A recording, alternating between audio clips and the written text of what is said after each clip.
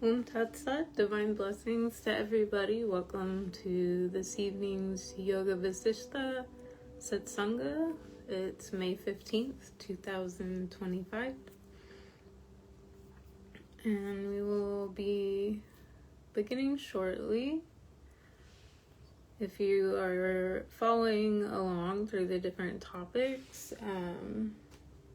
we're in Yoga Vasistha Book 1, Mumukshu Vyavahara Prakarana, and we will be on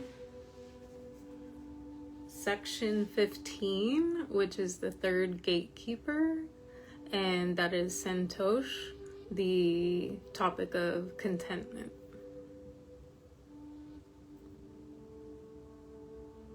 Please let me know if there's any audio issues or if it starts lagging.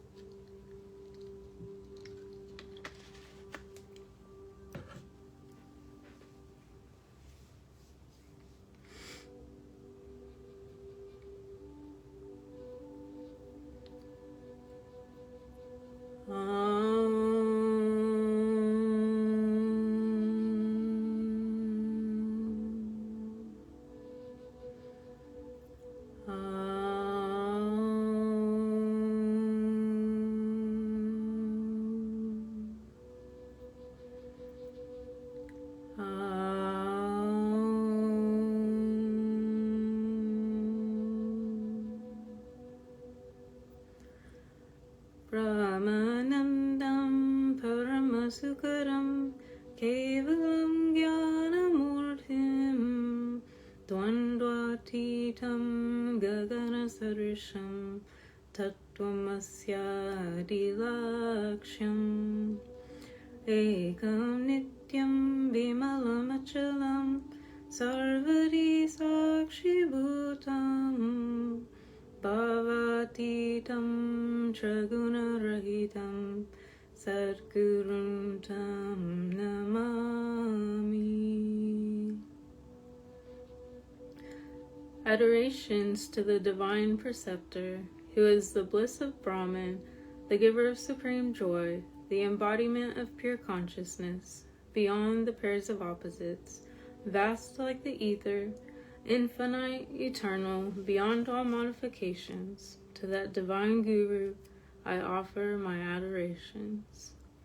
Om Shri Guruve Namaha.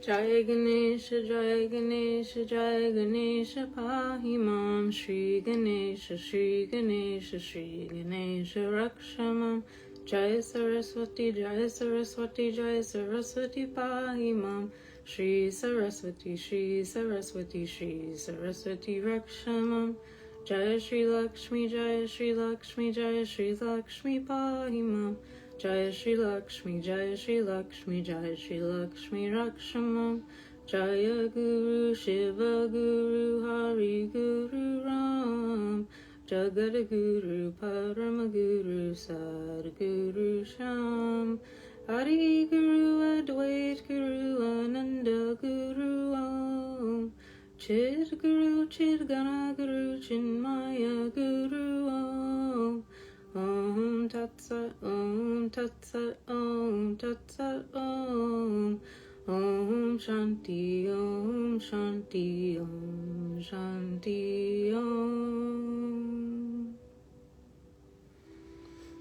Om Tat Sat, divine blessings.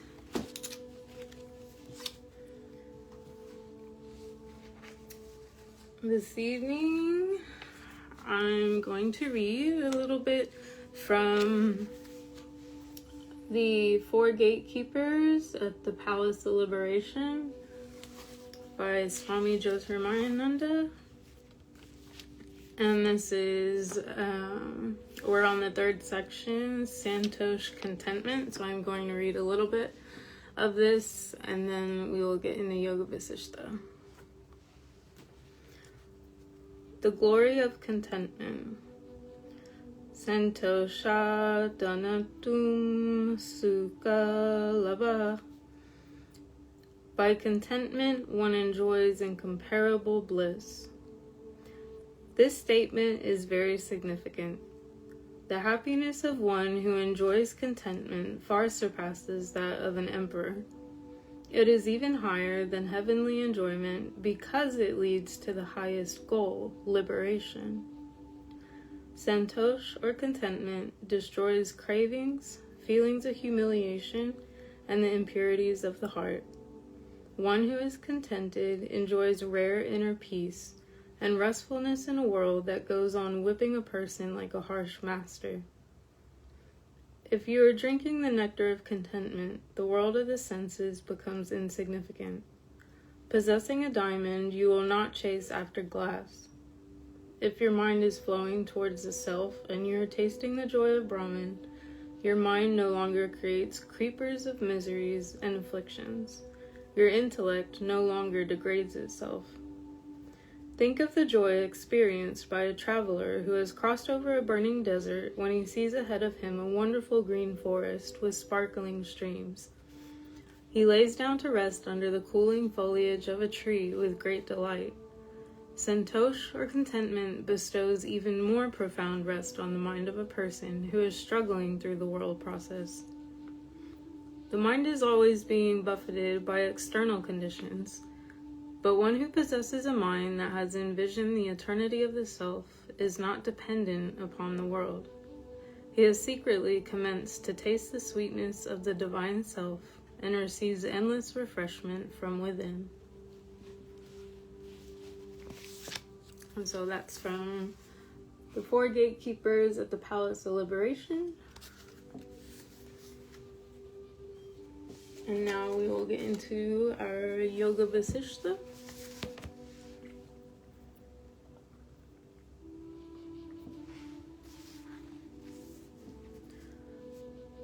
Section 15, the third gatekeeper, Santosh, Contentment.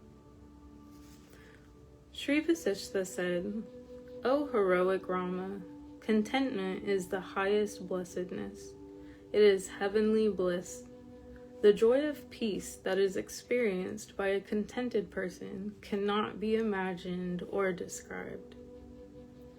So the level of contentment and true contentment is actually, we would be unable to describe it with our limited vocabulary and the limited senses and limited speech. And so it's indescribable. Compared to the bliss of contentment, even rulership over a vast empire is but a worthless straw. So with true contentment that someone might experience, even the offering of ruling over a kingdom or a vast empire or having all the riches in the world is absolutely worthless in comparison to the bliss of contentment that is experienced by that individual.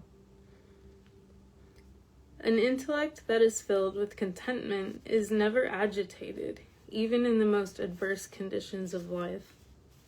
So when the intellect has been purified over time, and it's a journey, and so it does take time, the intellect becomes content and doesn't go through the miseries and the agitations, the anxieties, the stress, the anger, which it experiences during adverse conditions of life.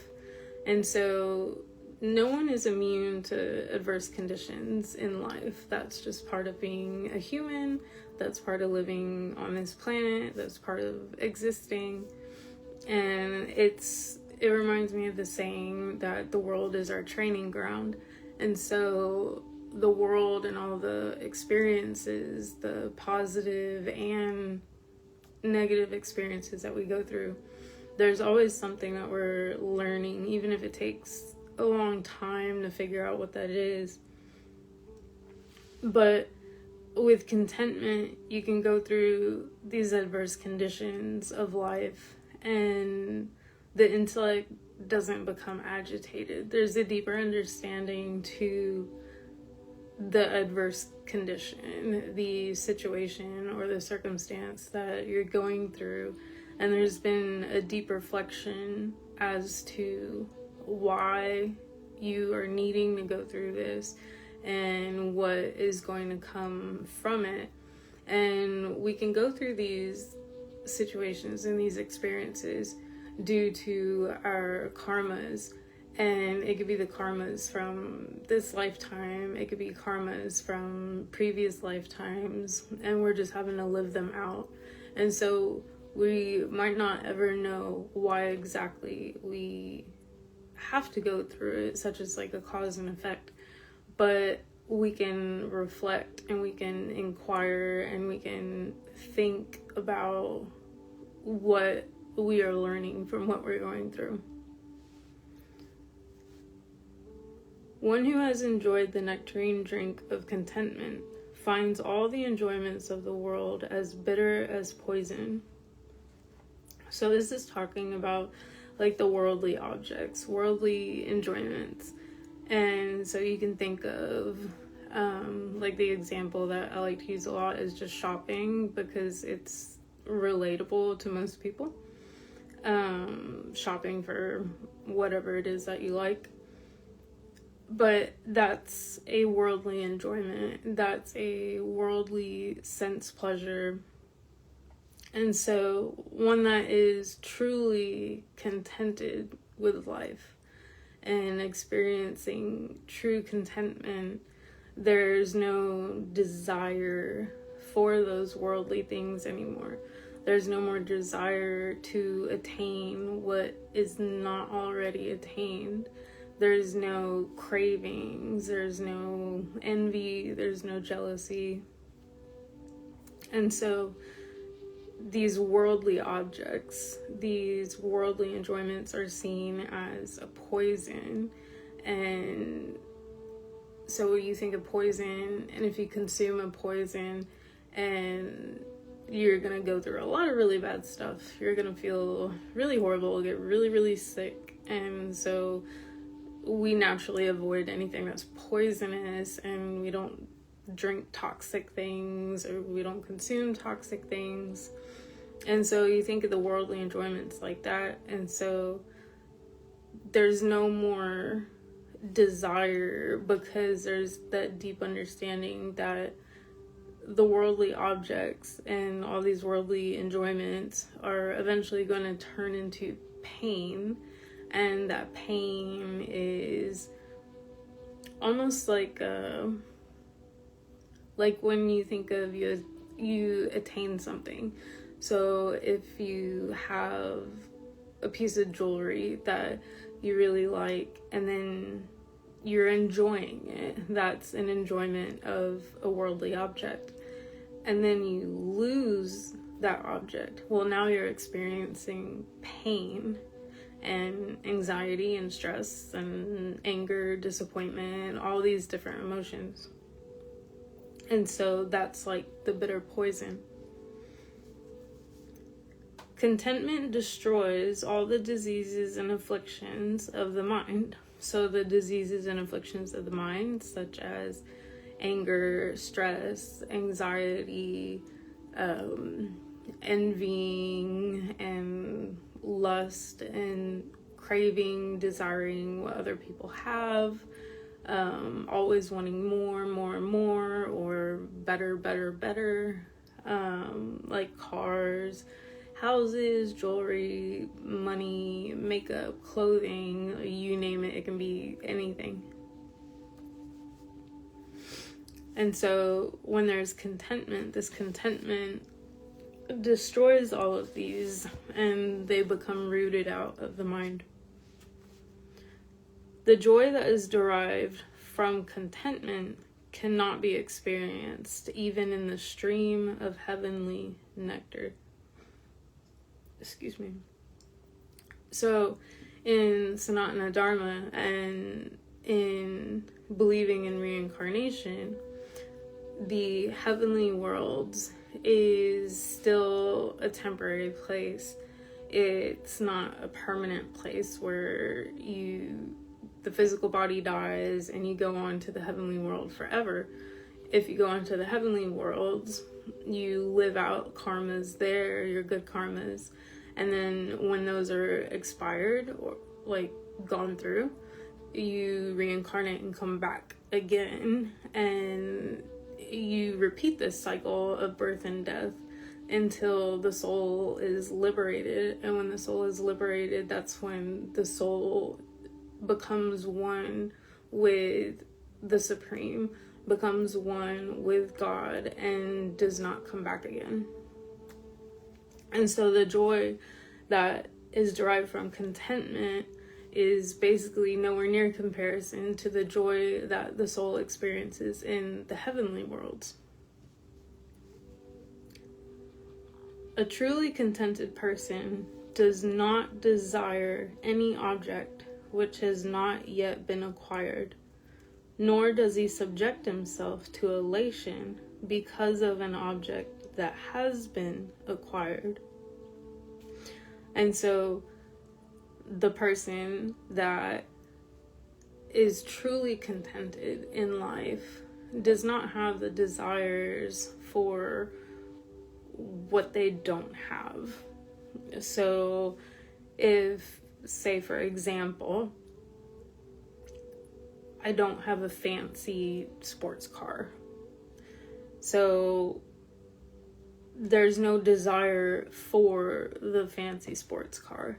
There's the deep understanding of that is seen as poison, that is seen as the worldly object, which is temporary, it's transient. And so the contented person is not desiring the objects that they don't have, because there's no desire for them. They don't see the purpose of having them, knowing that they cause pain and they cause suffering. Nor does he subject himself to elation because of an object that has been acquired. And so the person is also not being like overly ecstatic, overly excited, because that leads to attachment. And so you can still attain things, and you can still have things and get things that you need in life to carry on and live your life. But there's the understanding that it's temporary. The object is not what provides the happiness. The object is not what provides the joy, because once that's gone, there's going to be irritation, there's going to be agitation of the mind, there's going to be anxiety, anger, there's going to be a longing, a missing of the worldly object. Having understood the illusoriness of all the objects of the world, he maintains his mind in the same balanced state, both before acquiring an object and after acquiring it. And so this is explaining true contentment. And there is another type of contentment. So there's true contentment, and then there's sentimental contentment, which is also brought up in the other book that I read from earlier. And the sentimental contentment is where the person, there's the belief of contentment, like, I have everything in my life, I don't need anything else. And so it seems that there's contentment. But then the second something comes along that there's still that deep-rooted desire for, the person suddenly expresses that desire for it. And so ultimately, the person is not truly contented. And so there could be, like, if you imagine you're just living your life, everything's hunky-dory, everything's happy, everything's going well, you have what you need, you have what you want, you don't really crave for other things, you don't really desire for other things, and then one day you see someone with something that you want, and you remember that, oh, I want that, I wanted one of those, I still want one of those. And so there's that desire again for the worldly object. And so then the agitation of the mind starts, and it stays agitated if the desire is there and the desire is not let go, and there isn't the understanding that the desire is causing the agitation, is causing the anxiety, is causing the stress. And so the person maintains the mind in the same balanced state before acquiring the object and after acquiring it. So there's contentment, whether the person has said thing or does not have said thing.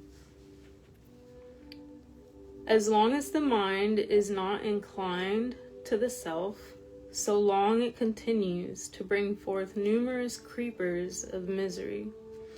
So when the mind is just constantly out of control and just grasping and wanting, desiring, and wishing, all these things, the mind is not focused. There's not that one-pointed focus on the self, on God, on Brahman. And when there isn't a control of the mind, that's when it's called the monkey mind. And so as long as the monkey mind is happening and there's no focus on the self or self-inquiry, God, Brahman, whatever names you want to use, then it'll continue to constantly bring forth different desires, which will cause miseries of agitation and stress. But just as a lotus blooms with the rising of the sun, so the lotus of contentment blooms with the rising of intuitive vision. And so the intellect is working hard, and the more we have self-inquiry, the more we spend on our spiritual practices, the more we spend on meditation and studying the scriptures and being a good person in the world, you start developing this intuitive vision to where there is a very deep understanding of the workings of the world, the workings of how things are real, unreal, the truth, not the truth, and being able to discern between all these things, and also how they impact the mind and the intellect and the emotions that can come with these things and drawn up.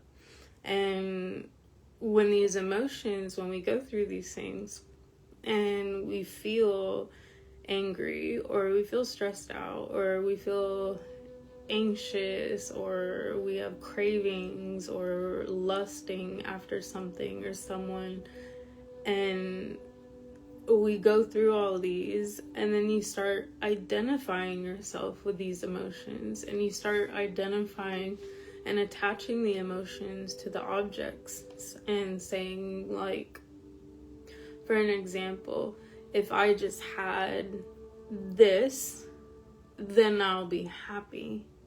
That's attaching happiness to the object and identifying happiness with the object. But the object is just an object. That's all it is. It's not the source of happiness. It's not the source of joy. It might temporarily make you feel happy, but it is not true happiness. It's not the happiness that comes from within, that comes from contentment, that comes from the self-inquiry. So when the intuitive vision blooms like a lotus, that's when the mind is more directed and one-pointed and focused on God and the self and liberation, since we're talking about liberation and the four gatekeepers. A discontented mind is like a mirror clouded by dust and fog, but a contented mind is like a clear mirror that is able to reflect the divine nature of the self. One whose inner contentment has freed him from physical and mental afflictions, though he may be poor, enjoys even more than kings and emperors. So if you think of like a mirror in your house, and if it hasn't been cleaned and it's gathered dust and fingerprints and toothpaste splatters, whatever else you can think of, so it's blurry, the reflection of the self is not clear. And so that's how the discontented mind is. And when you think of a dirty mirror, and in order to see the reflection of yourself in it clearly, we must clean this mirror. And so cleaning the mirror is like our sadhana. It is our spiritual practices. It's our meditation. It's doing our daily japa. It is reading the scriptures, attending satsanga.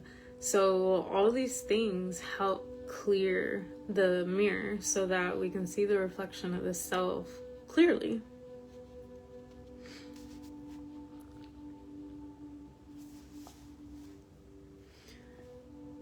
So it also explains how even though someone might be poor, if that person has inner contentment, true inner contentment, that person is going to enjoy even more than kings and emperors. And when you think of kings and emperors, they have a lot of wealth, they have a lot of land, they could have a lot of gold and fine silks and fabrics and all these things. So they have kind of like the best of everything you can think of. And so there's a lot of enjoyment, and they enjoy all these things. But these are all worldly objects. These are all temporary objects. These are all transient objects, because these objects don't last forever. When the physical body dies and the physical body expires, all the stuff that has been collected, all the stuff that's been attained, all these objects, just all this stuff, it either goes in the trash or it becomes somebody else's. So it doesn't go with you. One who is not distracted by desires for objects which have not yet been acquired, and is contented with the present conditions of his life, such a person is truly contented. He delights the world with his righteous deeds. So when we're not distracted by desires of worldly objects and comparing ourselves to other people, or envying what other people have and comparing ourselves, when the mind's not all agitated and distracted by these things, we become more content with the life that we're living, the life that we're experiencing. We become content with what we already have, and the attachments to what we already have becomes less and less. So for an example, like I have earrings in my ear. I'm content with having these, But even if I did not have these, I would still be content, because these are just worldly objects. They are temporary while I'm in physical embodiment on this plane, and they don't go with the soul. These are just objects. It's stuff. It does not define the true self. It does not define happiness. It does not define the joy that I experience in my life.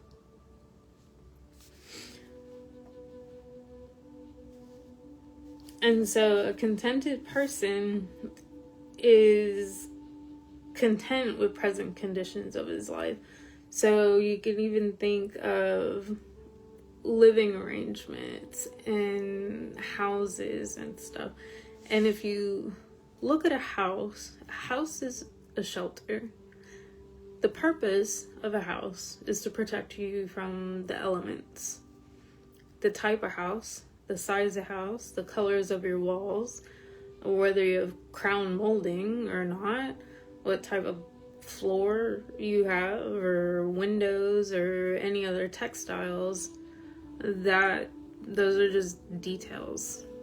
And so someone with a small house could be totally content because they have a house that's serving the purpose of protecting them from the elements. Someone with a very, very big house, a mansion, may also be content because they have a house protecting them from the elements. But they could also have pride, ego, attachment, desires, which lead up to wanting bigger, bigger, bigger, or more, and a constant state of agitation and thinking you're satisfied when you attain things, and then 5 days later you're no longer satisfied and now you're wanting something else.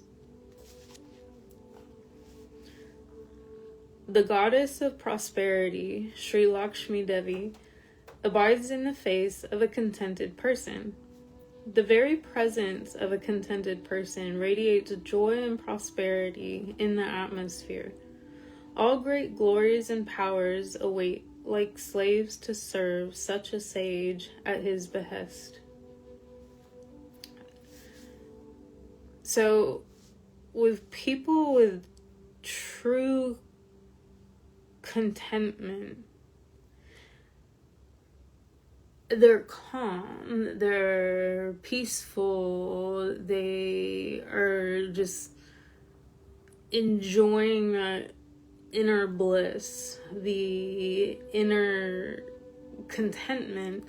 And so you see it on their face, because when you think of someone who's not content and is always going through a state of an agitated mind, you can kind of see it like on the facial expressions. Like, I am definitely one who cannot hide my facial expressions, so what I'm feeling on the inside you usually see on my face. And so if I'm like frustrated, like, I usually have a scowl. And so in people who are content, you're not going to see them frowning. You're not going to see them scowling at things and making faces. You're going to see someone that is radiating joy and prosperity, and that energy and the energy waves are going out into the atmosphere, and it has this ripple effect on other people.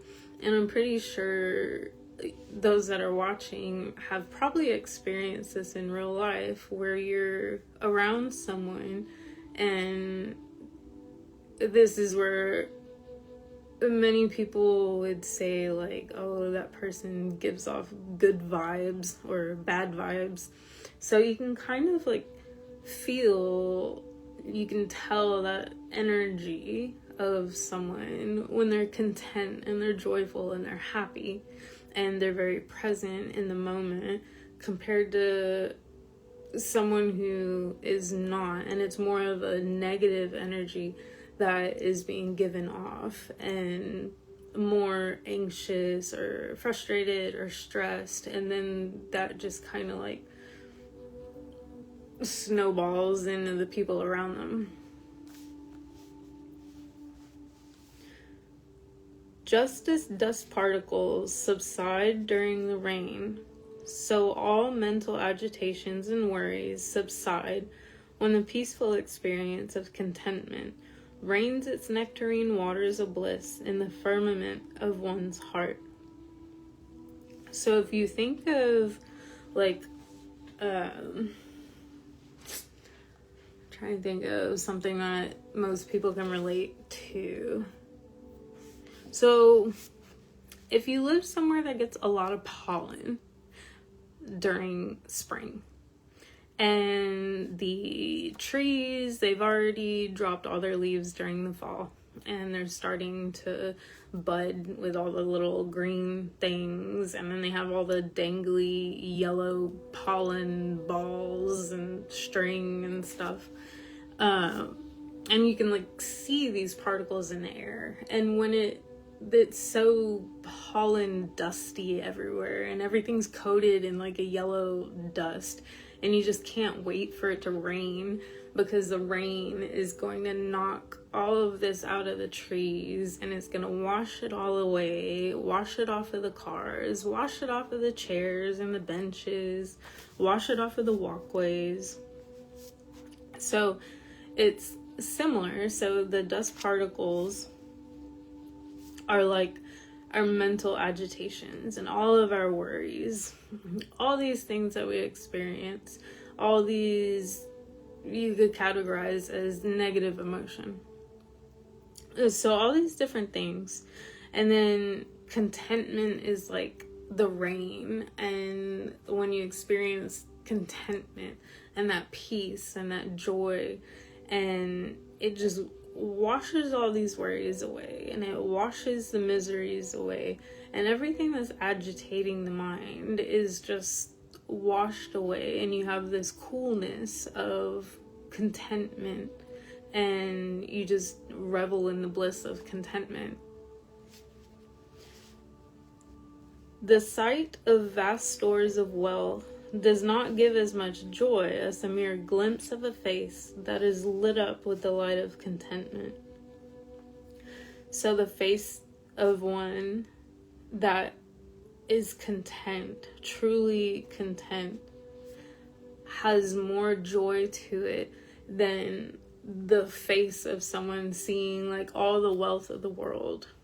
And so if you just imagine that, and it reminds me of Guruji a lot, because he always had like this really big smile, and he was always laughing, and he was always just so happy. He was someone who was truly content, and it was just so, you're just drawn to it, and you can't even explain why. It's just that energy, that spirit was so content, and just being able to see that even on video call and during Satsanga videos on Sundays and on Fridays, and it was contentment, it was joy, it was bliss.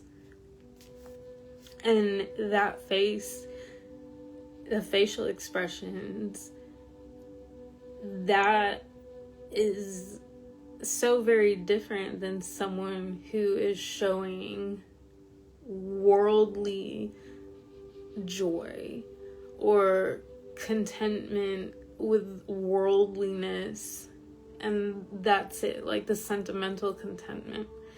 And there's just nothing else that can compare to that. A contented person is praised by all virtuous souls and is adored even by gods and celestial beings of the higher worlds. And so even the gods and celestial beings, like the ones that go to the heavenly realms, they look at human embodiments, the souls that come to human embodiment, and they become liberated, they become self-enlightened, and there's an admiration because that person has now attained the ultimate goal. That soul is attaining liberation, and that is what our true purpose is. That is what our true goal is, and that is why we are here on this planet.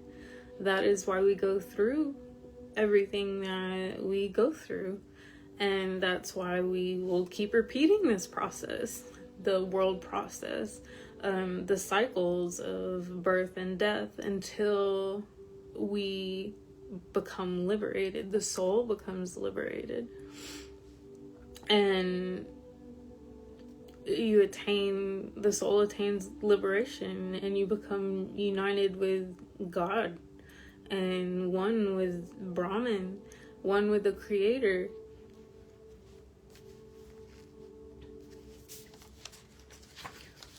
So that ends this section. It was a short section, but I didn't want to go ahead and read the next one, because the next one for next week will be the fourth gatekeeper going over Satsanga. And so I'm trying to keep each topic separate so it's easier to follow along with the videos. So I'm not putting too much in one.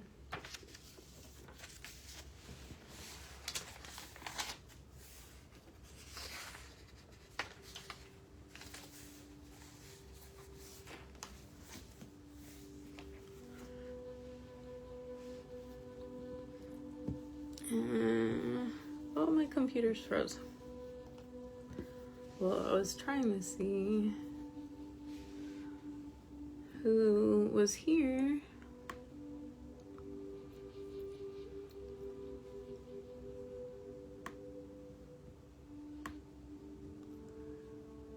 I see Sada Shivaji, Om Tat Sat. He says, polishing the mirror. Yes, polishing the mirror. We gotta polish all the mirrors in every room in the house. Every room in the heart.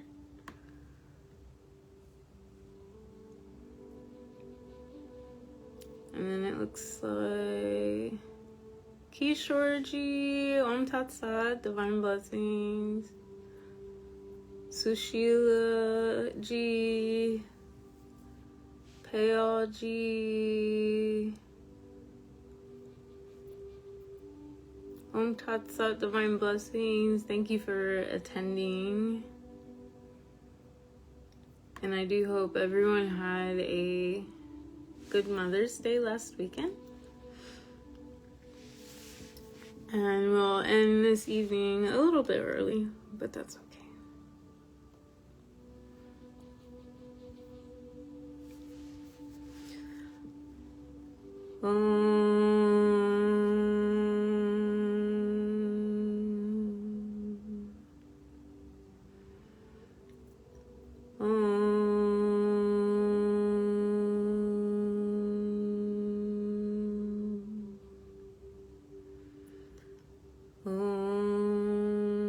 Trayambakam yajamahe sugandhim pushtivardhanam urvarukamiva bandhanan mrityurmukshiyamamritat. Om Trayambakam yajamahe sugandhim pushtivardhanam urvarukamiva bandhanam mrityurmukshiyamamritat. Om Trayambakam yajamahe sugandhim pushtivardhanam urvarukamiva bandhanam mrityurmukshiyamamritat. Om Bhuvasvaha Tatsaviturvarenyam Bhargo Devasya Dhimahi Dhiyo Yo Na Prachodayat. Om